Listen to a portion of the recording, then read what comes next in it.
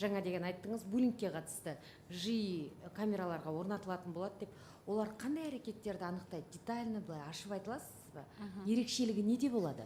Қазіргінің өзінде бізде жалпы сұрағыңызға рахмет. Қазір 107-ші мектеп Астана қаласында осы жасанды интеллект көптеген камераларға енгізілген. Оның ішінде балалар арасындағы құқық бұзушылықты, сонымен қатар балалар арасында буллингті олар анықтай алады. Және әрбір мектептің басшылығының телеграм каналына осындай қысқа 8 секундтық видеолар жеткізіліп отырады. Осының негізінде психологтар, сонымен қатар мектептегі сынып жетекшілері және басшылығы оған бірден реакция бере алады.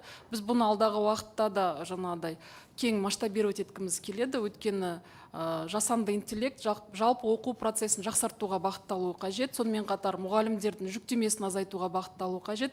Және ең басты мәселе, біз қазір құқық бұзушылықты, буллингке қатысты көптеген заңнамалық актілерді қабылдадық. Бірақ енді балалар арасындағы осындай да бір келеңсіз оқиғалар болатын болса, оны осы мектепте қазір орналастырылған дәліздеріндегі барлық видеокамера арқылы бақылауға мүмкіндік болады деп санаймыз. Демек, хабарлама бір қандай да буллингке қатысты әрекетті жиі камера анықтаса, хабарлама демек бірден психологтарға түседі.